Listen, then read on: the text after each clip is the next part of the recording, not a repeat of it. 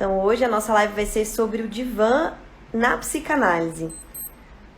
Vou esperar o Marcelo entrar, que é o meu convidado de hoje.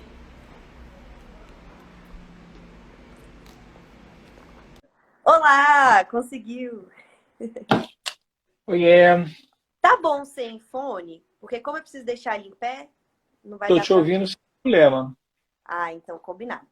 Marcelo, eu quero que você se apresente. Tem novas pessoas que estão começando a seguir meu Instagram, muitos estudantes de psicologia curiosos sobre a Que nossa legal, prática. E aí eu queria que que você legal. falasse da sua formação, de como você trabalha. Ok, sou Marcelo Goulart, sou psicólogo, psicanalista, trabalho com clínica há 18 anos, não atendo crianças, atendo adolescentes, adultos, atendo casais e a minha abordagem teórica é a psicanálise, né? Minha especialização foi em teoria psicanalítica e sempre me inclinei, no mais real sentido da palavra clinicar, né, inclinar-se, nessa abordagem. Uma curiosidade prática. Onde é que você fez a sua especialização? É atrelada a uma faculdade ou era uma escola de psicanálise? Não, não, eu fiz, e existe essa formação aqui em Brasília, no UniCeub, né, é uma pós-graduação em teoria psicanalítica, Ah, sim. Conheço. Tem uma amiga que... né. Nas escolas, né, havia mais de 10 anos atrás, o percurso psicanalítico em Brasília. Ele foi desmembrado em outras escolas. Tem a escola lacaniana, né, de psicanálise, enfim, tem um universo bem significativo de estudos dentro aqui de Brasília. Não sei se todos que nos acompanham são daqui de Brasília, mas tem um universo de formação de pares, né, nessa abordagem psicanalítica muito forte aqui em Brasília. Sim. Nossa, já tem gente falando aqui. Poderíamos dizer que uma live entre um analista e um analisando não é tão comum, né? Tô adorando. Então já tem o spoiler aí da nossa relação, né? Quem foi que deu esse spoiler aí? Pois é, será que eu contei e não sabia? Bom, então, há quantos anos já, Ângela? Eu acho que quase 5, né? De 5 para 6, eu acho. Então, há esse período, eu e Ângela trabalhamos juntos e eu acho que se estamos há 6 anos trabalhando juntos, sinal que tem sido producente. Sim, tanto que tá até trazendo conteúdos para lives, né? Que é algo que eu não imaginei que aconteceria. Marcelo, então é o seguinte, eu vou explicar, né, a minha pesquisazinha sobre o divã, sobre a palavra divã, e aí a gente começa a discutir sobre ela, sobre o simbolismo, né, sobre o imaginário que as pessoas têm sobre isso. Tá legal, a gente vai conversando sobre isso. Não vamos levar isso aqui como uma coisa professoral, não. Tá bom. Então, ó, eu descobri que a palavra divã, ela vem do turco, né? No árabe, eu não sei se pronuncia da mesma forma, se é diwan, porque é com W em vez de V, e para os persas era devan, né, que escrevia. Uhum. Que na época significava o quê? Maço de folhas escritas, significava pequeno livro, conjunto de poemas. Depois, também foi relacionado ao escritor, né? Quem escrevia era o divã. Olha que interessante. Depois, começou a ter um significado de livro de notas para anotações oficiais. Então, eram pessoas que trabalhavam na administração, no conselho, que usavam esse divã, né? Que era a escrita. E, por fim, ela foi transformada num assento, que é hoje como a gente conhece, né? Um assento longo, estofado, que pode ser usado em câmaras, que no Oriente Médio é usada em câmaras de reunião. Então, era um objeto de escritório desses oficiais que trabalhavam Uhum. com essas escritas, com essas notas. E aí eu pesquisei que o primeiro divã que Freud teve, na verdade, foi um presente de uma ex-analisanda dele.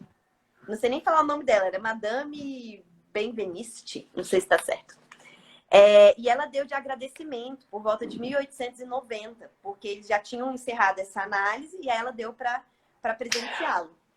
Opa, vamos fazer uma contextualização histórica. Em 1890 não havia a expressão psicanálise ainda. Tá, bacana, vou até colocar aqui.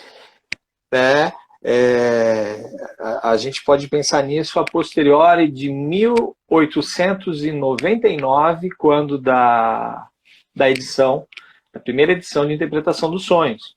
E só uma curiosidade, Freud já era marqueteiro, né? Não existia essa profissão na época, mas ele já era marqueteiro. Embora o livro foi publicado em 1899, a primeira edição data de 1900, porque ele tinha por objetivo que aquele livro fosse algo que mudasse a perspectiva do século que se iniciava no ano que ele coloca como publicação. Mas vamos voltar. Porque a palavra psicanálise, se a gente pensar o divã, e a hora que a gente for falar de divã, a gente vai falar que num contexto histórico havia já uma origem pré-termo cunhado psicanálise da utilização do divã, quando ele trabalhava com abreação, com hipnose. Mas a gente chega lá. Então, deixa eu só entender. Nesse caso, quando ele recebeu de presente esse divã, na verdade, ele não tinha o simbolismo, assim, era um sofá. A gente poderia dizer que ele pegou como um presente. Então, eu não conheço essa história, achei super interessante, né? É possível que ele já usasse, sim, algo parecido, porque quando ele fazia a técnica da abreação, a pessoa estava de alguma forma relaxada. Então, já poderia ter uma cadeira, uma chaise, algum sofá, algum mobiliário ou um próprio divã. Esse dado histórico eu desconheço, eu peço desculpa pela minha falta de informação, né? Mas eu achei legal ter sido um presente, já que de alguém que foi tratada por ele, né? E eu achei bacana também quando você estava falando da origem da palavra, por uma questão romântica. Eu nunca procurei a origem da palavra. Uma vez me falaram e eu achei a coisa mais linda e falei assim, se esse não for o significado, doravante passa a ser para mim o significado. E uma vez me disseram que divã era uma palavra de origem persa, que significava lugar de fala. E eu achei isso fantástico e nunca pesquisei. Ouvindo você falar da questão dos cadernos, das notas, falei, pô, então é verdade mesmo, é um lugar de fala. A fala escrita, mas uma fala explicitada, né? Eu achei isso bem legal. Exatamente. Eu acho que a gente vai entrar um pouquinho, que seria a produção desse sujeito, né? E o que eu achei interessante também nessa pesquisa que eu fiz, foi um psicanalista, depois até posso mandar para você o site, que eu vou dar uma pesquisada. Por favor. Eu te mando. E aí ele falou que é como se Freud não, assim, Freud disse, né, de acordo com algum texto que ele citou, que eu não sei qual que ele não aguentaria ficar 6, 8 horas olhando para a cara dos pacientes, né? Então, a angústia que o profissional tem também de ter que manter aquela cara de paisagem, é um desgaste que eu acho que dificulta um pouco a nossa escuta. Lógico, eu acho que é legal aí. Eu acho que o legal é a gente diferenciar, então, duas utilidades do divã. Uma para o paciente e uma para o analista. Porque são distintas. Sim. Aí depois eu também descobri, né, nessa pesquisa, que o divã também ele já foi comparado ao leito de um personagem da mitologia grega que chama Prócusto. Não conhecia. E esse personagem ele oferecia repouso aos viajantes.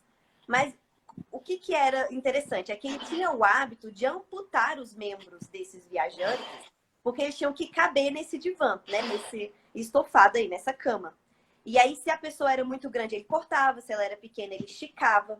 E a ideia é porque ele achava que as diferenças entre as pessoas, entre os seres, eram injustas. Então, ele tentava enquadrar essa pessoa, né?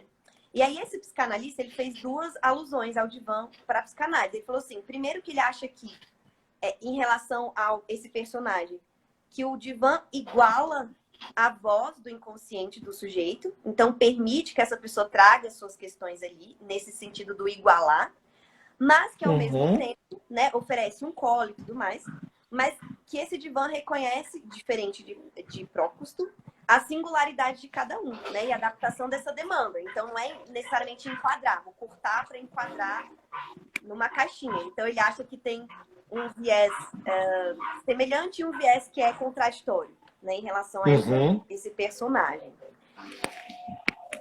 Você quer Eu falar? achei interessante isso que você está falando, né? A obra A Interpretação dos Sonhos é uma obra clássica, né, para o olhar do psicanalista. Muita coisa já existia em termos de trabalhos e produção de Freud anterior a isso, mas é uma marca diferencial do momento de pensamento dele e, a posteriori, as consequências evolutivas dessa constante pesquisa. Freud sempre foi um amante pelos estudos. No livro Interpretação dos Sonhos, tem lá, né, uma frase em latim, no início, né,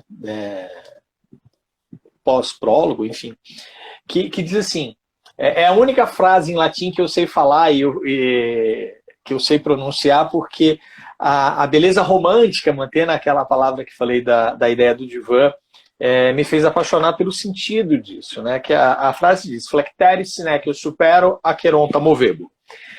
Que numa tradução bem simplória, depois as pessoas podem buscar essa tradução mais aprimorada, ou eu posso buscar e a gente disponibiliza através do seu Instagram, mas assim, numa tradução não literal seria, se não posso voar pelos céus, navegarei pelos rios do inferno, né? O Aqueronta, da obra de Dante.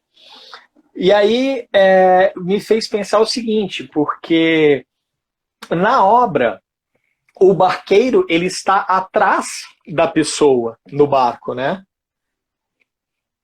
Então tem aquela alusão da não função escópica, né? Da questão do olhar, né? E existe que o barqueiro ele pode até ser cego, ele não pode ser surdo, porque é a direção da voz que vai nortear esse conduzir pelos eitos do Aqueronta, né? Então eu acho que aí a gente constrói um simbolismo bem significativo da ordem das questões emocionais, os nossos infernos, né? As nossas histórias, as nossas erupções de sentimentos que, de alguma forma, são conduzidas no processo de análise. E uma curiosidade que eu fiquei agora, né? O barqueiro ele vai só mediar, levar essa pessoa até determinado ponto. Ele não vai ter não pode usar o julgamento dele para levar, por exemplo, onde ele quer levar essa pessoa. Ela que conduz, mas ele é o mediador. Seria mais ou menos isso? Assim? É essa visão que eu construo. Eu não. A obra Divina Comédia do Dante eu não li por completo, então eu não sei especificamente responder essa pergunta, mas eu imagino que seja isso, porque se ele pode ser cego, mas não pode ser surdo, né, não necessariamente ele está conduzindo pelo caminho físico, mas sim por um caminho direcional através da fala do paciente.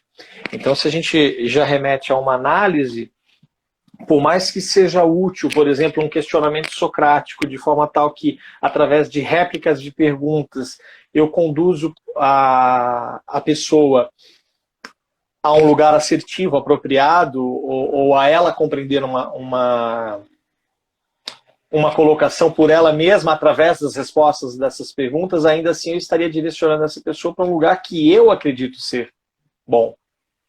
E esse não é o trabalho da análise. Né? Eu brinco dizendo que a gente pode até estar no mesmo barco, mas quem direciona esse rolar do barco é o paciente. Você está vendo um rochedo ali? Vai espatifar o barco. Não, eu quero espatifar. Ok, segue o curso.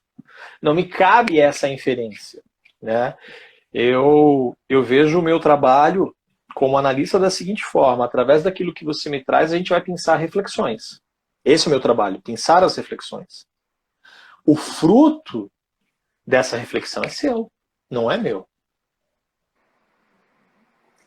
E, Marcelo, já fizeram uma pergunta bem prática, mas antes eu vou falar mais uma percepção que eu tive, né, dessa pesquisa, para a gente poder entrar mais na parte prática. O pessoal já tá curioso, né?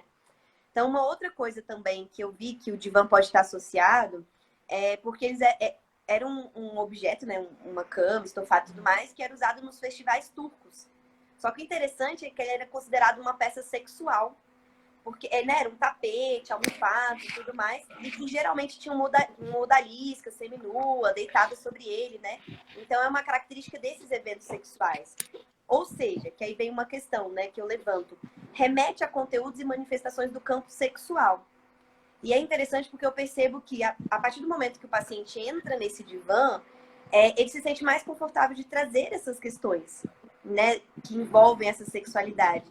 E o quanto o estar deitado no divã também tem essa percepção inconsciente, claro que quem vai ter essa noção consciente de, nossa, era um divã usado nos festivais. Não, né, mas parece que mexe em alguma coisa. Estar deitado ali mexe em algo que tudo é sexual, né? E achei interessante que era usado nesses momentos, assim. Eu prefiro pensar em pulsão. Tá.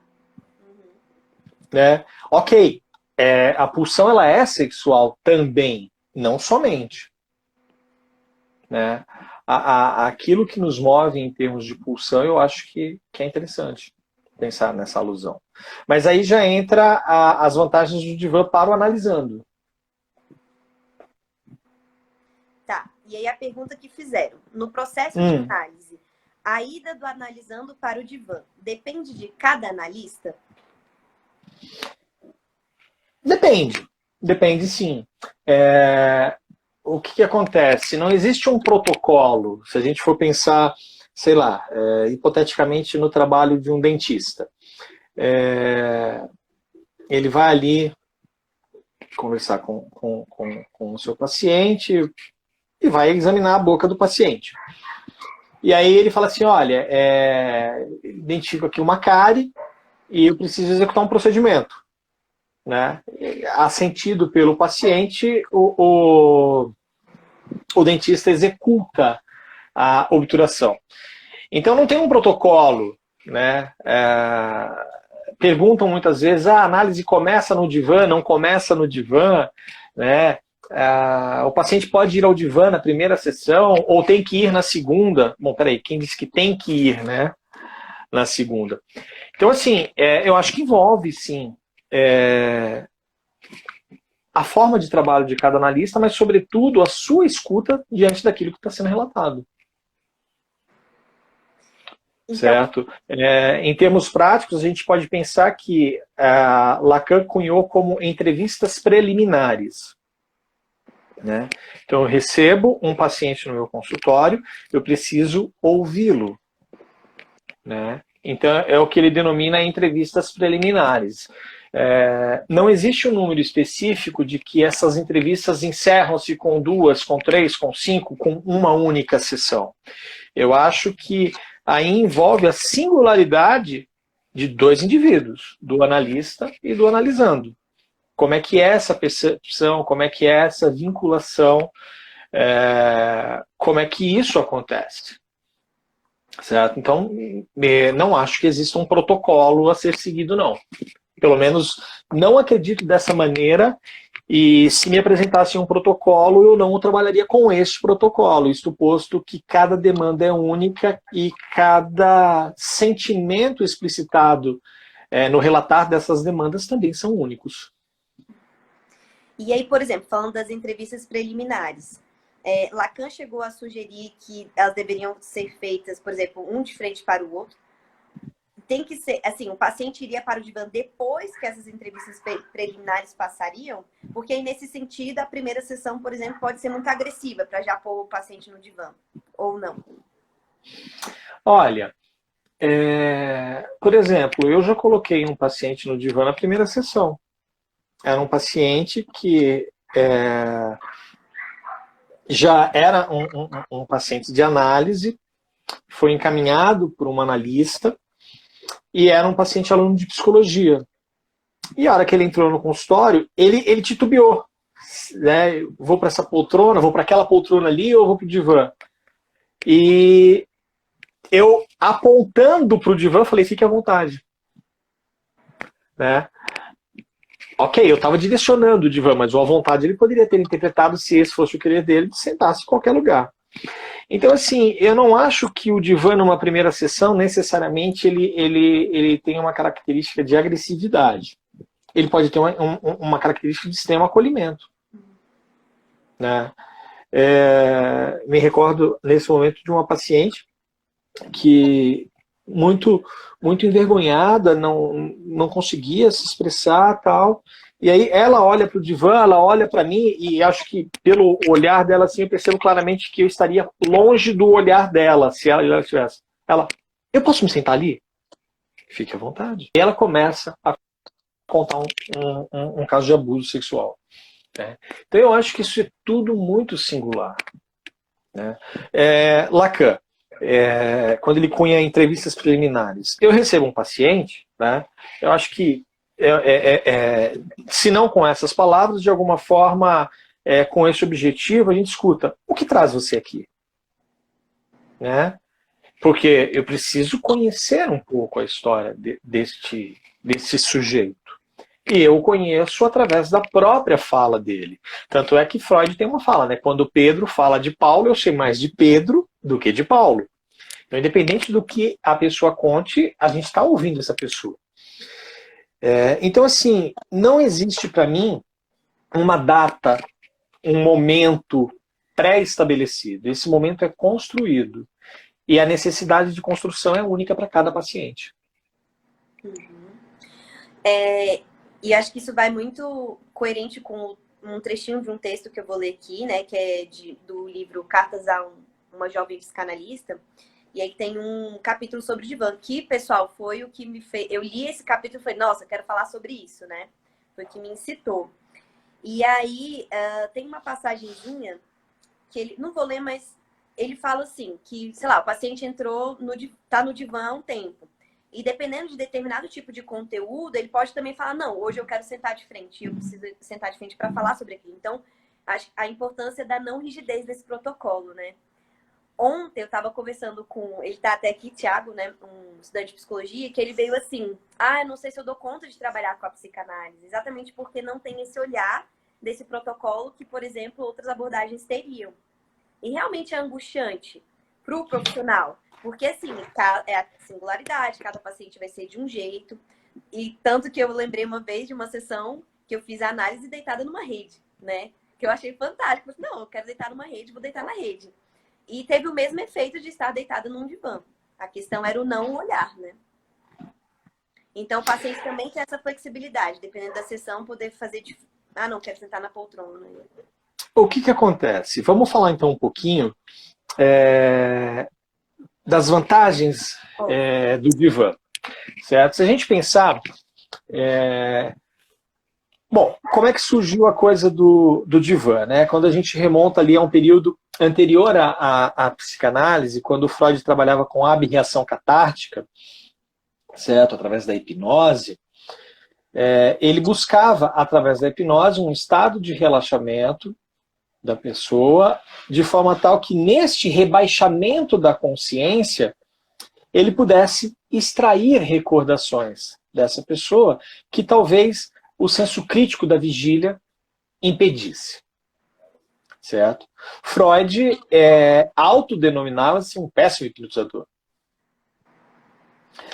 E então, quando ele migra, não sei se eu estou usando uma palavra apropriada, mas enfim, quando ele começa a trabalhar, não necessariamente com a hipnose, mas com a associação livre, quando uma paciente diz a ele, por que você não se cala e escuta o que eu tenho para te falar? A partir daí, meio que vira uma chave para Freud da ordem de a pessoa precisa construir uma teia de significados para poder se sentir segura para deitar nela. Certo? Então, doravante, começa-se uma nova forma do Freud buscar esse acesso a esse rebaixamento, né, das barreiras que de alguma forma colocariam censura no trabalho.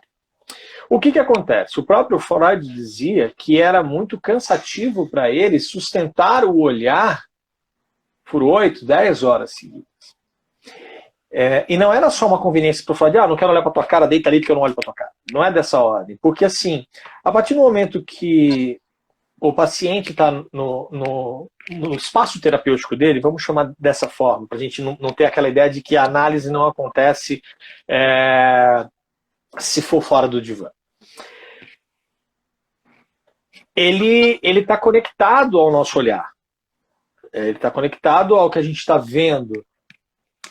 Certo? Então, assim, as nossas expressões, um balançar de cabeça, uma forma de piscar, uma respiração mais profunda, as expressões faciais dizem alguma coisa e a gente nunca vai saber qual é a real interpretação do paciente diante daquela feição que a gente fez. Certo? Então, tirar o olhar dessa relação permite a liberdade do paciente focar-se só no que ele fala e não no que ele vê. De outra forma, o analista focar só no que ele escuta, não no que ele vê. Certo? Então, assim, existem várias formas de sedução que acontece dentro do consultório. E muitas vezes as seduções elas têm conteúdos sexuais. Então você imagina uma paciente que propositalmente vai até o consultório com uma roupa extremamente sensual, extremamente decotada, quase beirando uma vulgaridade, e se movimenta na poltrona, na frente do analista, de forma tal que exponha o corpo dela ao olhar do analista. Se o analista sustenta um olhar de não olhar, que fantasias ela tem disso? Se o analista olha, mesmo que naquela rabo de olho, que fantasias isso suscita? Então, desprender-se disso é a finalidade do divã. Para o Freud, ele não precisa ficar com aquela cara de paisagem, né, sem expressão, que é cansativo, ele relata ser cansativo, e o paciente pode focar só nele.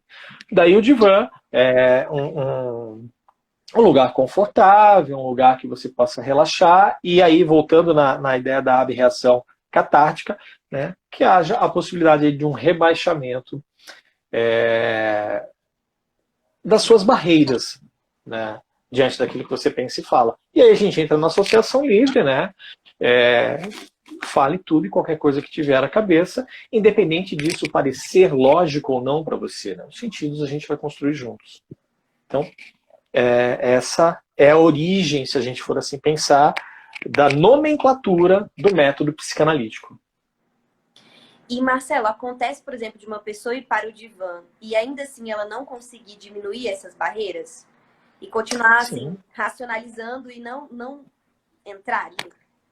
Sim. A gente pode pensar o divã como aquele que já passou pelo divã, que já foi analisado ou que está em análise, penso eu, que tem um carinho especial pelo divã. E um carinho especial pelo divã dele. Naquela cor, naquela textura, naquele cheiro, naquela posição. Certo? Então, a gente pode pensar o divã como um facilitador, não como um determinante desse rebaixamento crítico. A história de vida da pessoa, ela sobressai a um objeto facilitador, que seria o divã. Certo. E agora entrando numa pergunta que fizeram lá na caixinha que eu coloquei, era a seguinte pergunta: pacientes psicóticos podem ir para o divã? Então, que tipo de demanda, é estrutura, é o quê? Assim, tem casos que não são recomendados? Olha, a gente escuta comumente falar que o psicótico não deve ir ao divã, certo? Mas aí a gente já entra numa outra forma de pensar, né? Então, quer dizer, se o psicótico não deve ir para o divã, será que o psicótico é passível de análise? Ou então, será que a análise é passível de acontecer sem o divã? Que até perguntaram aqui, é uma obrigatoriedade para o divã ter uma análise, para estar numa análise? Olha, a minha resposta seria não. Não é uma obrigatoriedade. Mas afirmo o lugar de fala do divã e, consequentemente, o lugar de escuta do analista atrás do divã, ele é diferente. É a mesma pessoa, é a mesma fala, é a mesma ética, é o mesmo profissionalismo. Mas o desprender-se da função do olhar torna a fala diferenciada. Você fala diferente e automaticamente você escuta diferente. Tanto a escuta do analista, que ouve o relato do analisando, quanto a escuta do analisando na intervenção do analista. Então você imagina o seguinte, o analista muitas vezes tem que ser duro com o paciente. Se eu precisar medir as minhas palavras diante da reação que o olhar dela ou dele vai suscitar diante das minhas palavras, talvez eu perca a própria interpretação da intervenção. Se eu não me preocupo com isso, e a careta que ele fizer, a cara ruim que ele fizer, o rubor que ele fizer no divã, é dele. Eu só estou preocupado com a relação, né, da ordem da busca de uma comunicação inconsciente. Sim, existe análise fora do divã. A análise não é o divã. A análise é a forma de conduzir a escuta e o que se fala. Certo? Mas é fato. A análise no divã, ela é diferente. Sobre os pacientes psicóticos, a minha clínica ela não é estruturada em cima de pacientes psicóticos, certo? Então, eu não tenho muita propriedade para responder essa pergunta. As poucas vezes que tive contato com pacientes psicóticos, são pacientes que são muito inquietos, pacientes que às vezes têm dificuldade de manter-se rígidos em um único lugar, pacientes que não suportam a cronologia de uma sessão, normalmente 20, 25 minutos e a sessão já se encerra, certo? Mas não há nenhum impeditivo. Embora eu não conheça tecnicamente esse trabalho, mas Lacan fala sobre trabalhos com psicóticos e com análise com psicóticos, e se a gente pensar em termos de ruptura, né, de fragmentação, fala até no sentido de uma estruturação analítica do psicótico. Quando a gente coloca que o psicótico não é indicado para o divã, eu acho que a gente já cria tipo um rótulo, né? E eu particularmente não gosto de rótulos. O fato da pessoa não querer não ir ou de alguma forma não se identificar com o divã não necessariamente impossibilita a análise e não necessariamente torna ele um psicótico ou não. Não tenho conhecimento de causa para responder essa pergunta, peço desculpas, mas a gente vê na literatura de forma clara de que não seria aconselhado, porque até que ponto esse rebaixamento crítico propiciaria, de repente, um aflorar de um surto psicótico. Eu acho que a questão permeia por aí. Aquela sensação assim de que talvez tenha uma regressão tão grande ali por estar naquele divã, que aí pode vir crises, surtos, né? Não dá conta do manejo. Muitas vezes, se a gente pensar numa catarse que ocorre no divã, né? Tal temática, tal lembrança, tal fala, e uma catarse e um choro da paciente, ou do paciente. Como é que isso poderia ser aflorado caso estasse no psicótico? E quais seriam as consequências disso? Então eu acho que tem um viés protetivo para a estrutura psicótica e também, de repente, para uma questão física, paciente e analista. Certo. O Weber, né? Webster, não sei, Webster, falou assim, pode falar um pouco sobre as estruturas, neurose e psicose e sua relação com o divã, né? Que é o que a gente já está falando.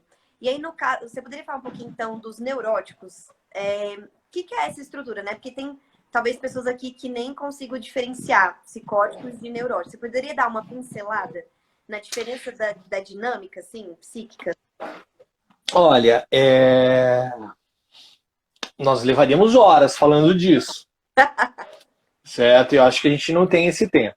Mas assim, vamos tentar fazer uma colocação que talvez muitos acadêmicos repudiariam a minha fala, mas de ordem bem senso comum.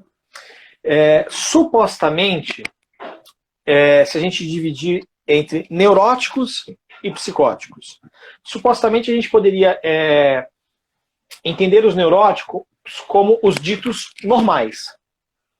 Eu, Marcelo, Ângela, possivelmente as pessoas que nos acompanham aqui. certo? Ué, Marcelo, não entendi nada. Como assim, neurótico normal? Entenda a psicose como uma patologia. Então, algo que torne uma disfuncionalidade, muitas vezes, que compromete a interação social do paciente. Certo? Então, sei lá, uma pessoa que, através de alucinações auditivas, ou seja, aquilo não faz parte do real. Aquelas vozes, não é um pensamento ou uma lembrança que você tem, não, você escuta literalmente a voz. Você até procura a voz muitas vezes é física para o paciente. Então, isso caracterizaria uma patologia psicótica. Ué, mas o neurótico não é um paciente patológico também? Ok, a gente pode falar da neurose obsessiva, da neurose histérica, né? Da neurose histérica. Mas assim, eu estou evitando a palavra, mas enfim, eu vou usar. Vamos diferenciar entre os normais e os loucos. Embora entenda com muito respeito essa palavra. Estou falando de senso comum e não estou aqui com essa palavra agredindo alguém que tenha uma patologia psicótica. Se a gente pensar, todos nós, sem exceção de nenhum de nós, podemos ter uma ruptura e nos tornarmos pacientes psicóticos. Certo? Então a gente pode lembrar aqui do princípio de cristal de Freud. Freud diz o seguinte: ao lançar um cristal ao chão, ele não se parte aleatoriamente, ele vai se partir segundo as suas linhas de clivagem.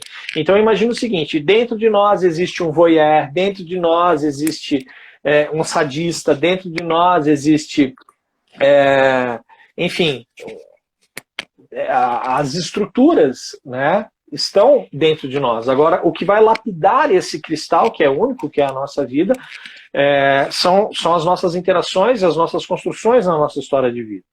Então, frente a um evento traumático, jogaram o meu cristal no chão. Onde é que ele partiu? De repente ele se fragmentou, né? A estrutura fragmentada, muitas vezes a gente consegue associar, imagina um espelho, né? Eu estou olhando para um espelho, eu vejo a minha imagem. Se eu estilhaço esse espelho, mas ele continua ali, na moldura, digamos assim, e eu olhar para esse espelho, eu vou ver fragmentos de vários Marcelo. Vai ter, sei lá, 6, 7 olhos ali e tal.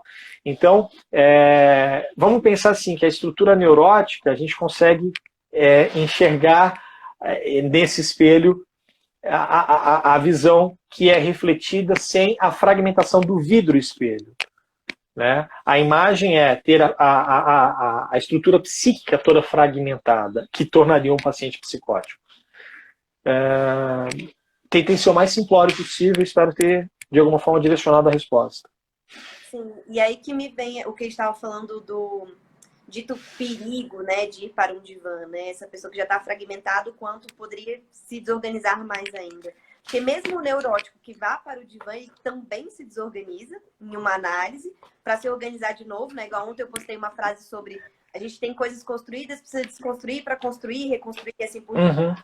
Isso gera angústia. E eu lembro de casos que, né, relatei com colegas de neuróticos que em algum momento descobriram a questão que você falou, né, do abuso, de um trauma muito grande, que de repente precisou ser internado. Né? Não necessariamente tem uma estrutura psicótica, mas se desorganizou a ponto de precisar desse auxílio, né? Medicamentos. Exato. Se a gente pensar em termos de saúde mental, a internação, ela salvaguarda o paciente daquilo que ele oferece de nocivo contra ele mesmo. Ou para o outro, obviamente. Né? Salvaguarda vidas, seja do paciente ou dos próximos. E a pessoa está louca, internou. Não é dessa ordem. Então você imagina, sei lá, vamos pegar a mãe do Miguel, né, o menino do elevador, sem polemizar isso, sem entrar num viés étnico ou político. Vamos só falar da dor dessa mãe. Essa mãe, né, de repente está numa dor imensa, num luto imenso, numa desorganização por não entender o que está acontecendo, o que aconteceu, a ponto que essa desorganização frente à dor dela não anoteia nas ações. E de repente nesse não norteamento das ações dela, ela pode fazer uso, e muitas vezes é necessário e recomendado de uma medicação que a contenha, né? Muitas vezes, se fosse o caso, não sei, não tenho acesso às informações de como a mãe desse garoto está, mas só quis levantar a ideia da dor, do trauma, do inesperado, e de repente a internação se tornar necessária. Eu prefiro a palavra útil do que necessária, né? Porque aí a gente entra num viés, fulano precisa fazer terapia. Não, eu acho que fulano merece. Né? A utilidade, quando ele se propõe a esse merecimento, é que o favorece e o possibilita, nesses pinçares de reflexão e na forma com que ele se coloca, ser uma pessoa melhor. Marcelo, só para voltar um pouquinho nessa questão que a gente estava falando dos psicóticos e neuróticos, que me veio como uma pergunta e uma pessoa também perguntou, e no caso dos autistas, existe alguma limitação para o divã ou não? Olha, eu tenho... Vamos pensar em espectro autista, né? Porque quando a gente fala autismo, de repente a gente não está dizendo qual é o comprometimento que acomete o sujeito frente a esse espectro autista, né? Então, por exemplo, eu não atendo crianças. Marcelo, mas só criança que é autista? Claro que não. Essa criança, ela cronologicamente torna-se, em idade cronológica, adulto. Mas eu tive 2 casos que eu acompanhei dentro do espectro autismo, que era 2 casos de Asperger. E especificamente nesses 2 casos, a sustentação do olhar é primordial para eles. Não estou dizendo que isso é primordial para o Asperger, estou dizendo que foi primordial para esses 2 pacientes, que fique claro isso. Eu acho complicado, não sendo eu um professor, eu calcar frases aqui que tenham um cunho determinante, e eu não gosto dessa determinação. E o processo terapêutico, a análise fluiu de uma forma bem singular. E eu precisei me adaptar muito a isso. Né? Mas sim, flui. Agora, existem comprometimentos do espectro autismo que muitas vezes limita até a própria permanência cronológica no consultório. A gente estava falando de sessões de 15, 20 minutos, enfim. Como dentro do espectro autismo há muitas vezes um rebaixamento da mentalidade cronológica do paciente, como eu não atendo criança, eu não tenho muito embasamento para tocar nessa temática. Certo. Mas achei interessante essa sua percepção da necessidade desse olhar, né? E o autista é muito do concreto, daquela... É difícil para ele metaforizar, pensar de formas, assim, não simbólicas, mas que não vai muito para o concreto, né? Então, quanto ele precisa desse... Um dos pacientes que eu acompanho é aquela coisa, para ele, o que você fala né? Então, aquela coisa assim, eu gosto de você. Não, mas isso é uma fala social, né? Do tipo, não, aparece lá em casa. Né? Ele vai. E a pessoa não quer que ele vá. Né? Então, por que não fala? Então não vem aqui em casa. Né? Vamos marcar de sair. Aí eu ligo para marcar e nunca mais. Mas, né? Então, essa metaforização, muitas vezes, da vida, usando a palavra que você cunhou, é muito difícil da percepção deles. Porque eles são muito literais em alguns aspectos. Marcelo, uma outra pergunta que eu tinha pontuado aqui, né, mudando um pouquinho de assunto, eu ouvi pessoas que me falaram assim, antes da pandemia, eu ia para minha terapia e não conseguia aprofundar em algumas coisas. Comecei a fazer durante essa pandemia com máscara. E o quanto a máscara me ajudou a poder falar mais sobre o que eu não estava falando. E aí eu até coloquei aqui como uma relação, né? Será que porque não vai tampar tudo, você ainda tem a expressão do olhar. Mas o tampar parte dessas feições será que facilita? É como se fosse um mini divã, sabe? Assim, vou me permitir falar? Será que tem alguma relação essa máscara com a associação livre ou nada a ver? Ou é só como essa pessoa vivenciou isso mesmo? Fiquei curiosa. Vamos tirar a palavra máscara, porque a palavra máscara, ela muitas vezes pode soar com a gente como mascarar-se, né? Então, vamos tirar essa palavra do contexto.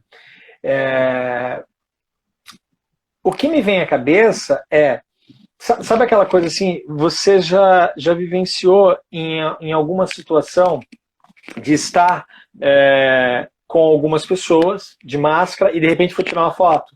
E a pessoa brinca, eu tô rindo, tá? Eu tô rindo, porque você não tem uma resposta visual do que aquele objeto está tamponando, né? Então, eu acho que aí a gente está falando um pouco da função escópica e do rebaixamento crítico frente ao olhar da resposta do outro. Se o outro não me vê ruborecer, se o outro não me vê rir, se o outro não me vê angustiado com a fala, enfim, aquilo favorece. Se eu me sinto protegida, acho que essa é a palavra, eu acho que é um objeto de proteção, né? Se eu me sinto protegida com aquele objeto que tampona a visão do outro, talvez eu me sinta mais desprendido das minhas barreiras. Então, nessa analogia, não a máscara, mas o não visto. Interessante. E Marcelo, eu não sei se você separou aí, se você tá aí com os livros que você tinha indicado. Você por acaso, a gente estava falando de livros que falavam sobre divã. Você poderia indicar essa leitura para o pessoal que tem interesse em estudar um pouco mais sobre a psicanálise, a relação com o divã? Olha, o que acontece? Se a gente pensar em termos de literatura, da utilidade do divã, talvez a gente esteja falando de literaturas introdutórias ao pensamento psicanalítico, não necessariamente um livro, eu pelo menos desconheço, um livro que fale sobre o divã, a sua utilidade, as suas funções, as suas necessidades.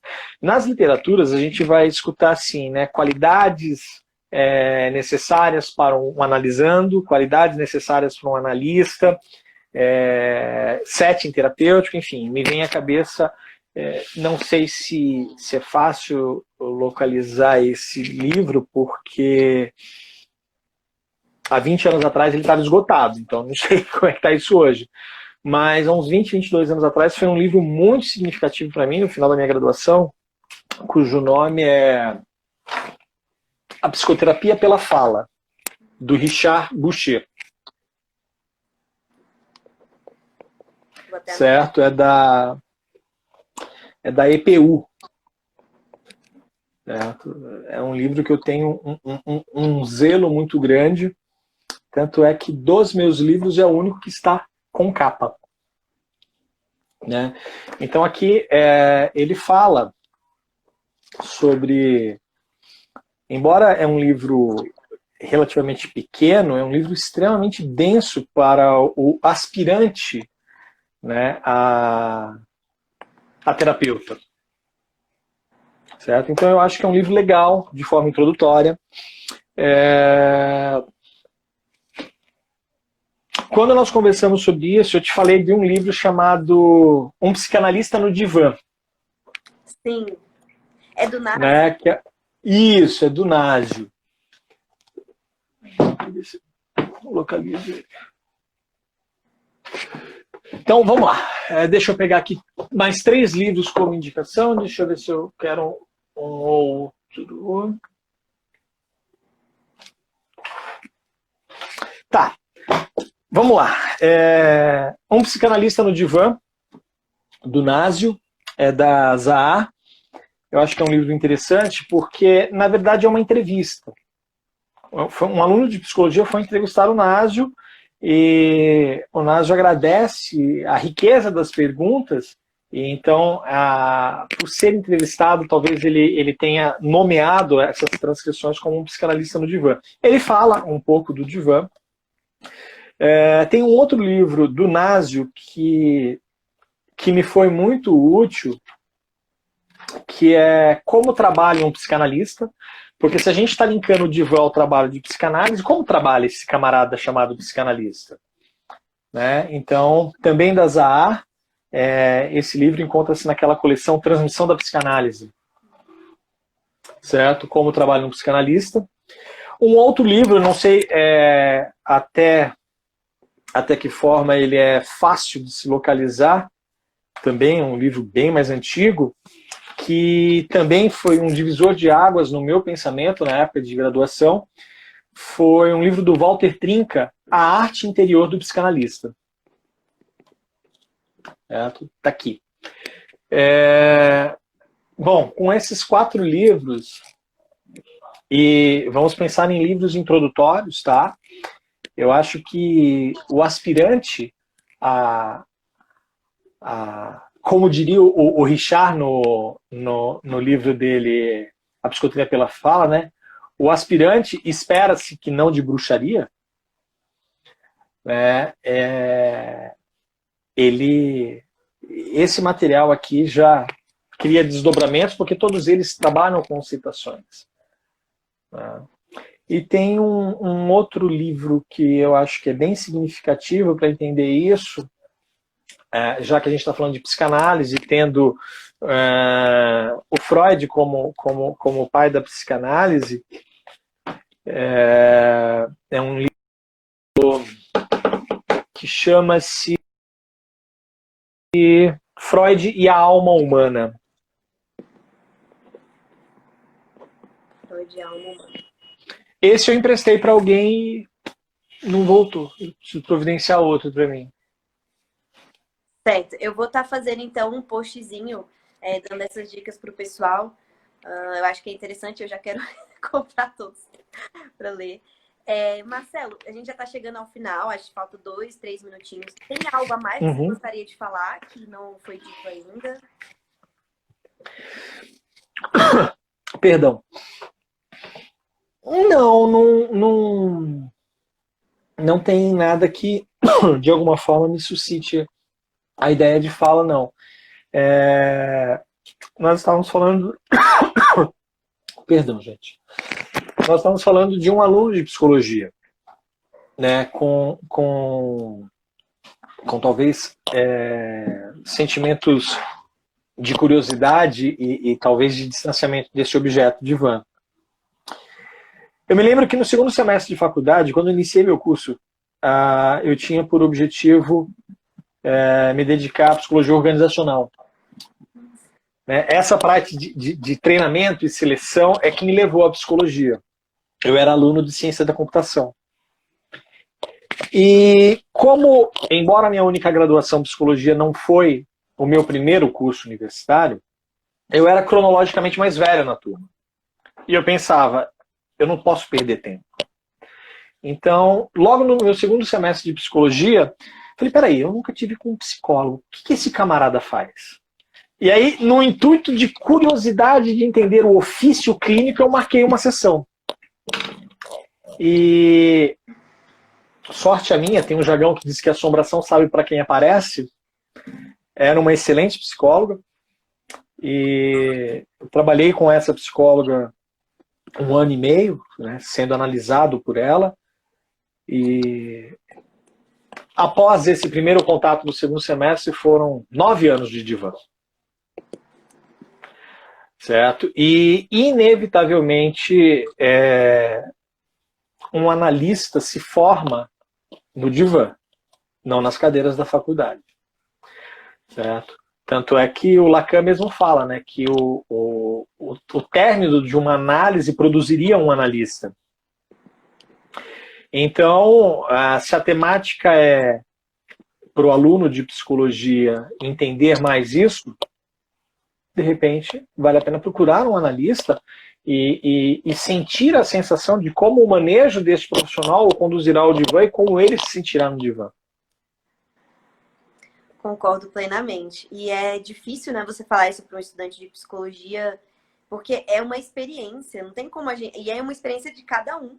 Cada um vai sentir de uma forma, né? Como vão ter pessoas que se angustiam com o divã, vão ter pessoas que se sentem seguros, vão ter pessoas que vão gostar da análise desde que ela seja um diferente para o outro, tá? Tão relativo, e eu concordo plenamente. Eu ouso dizer que se não fosse esse contato lá no segundo semestre, que se desdobrou em outros contatos, em 9 anos de análise, alguns deles com mais de uma sessão por semana,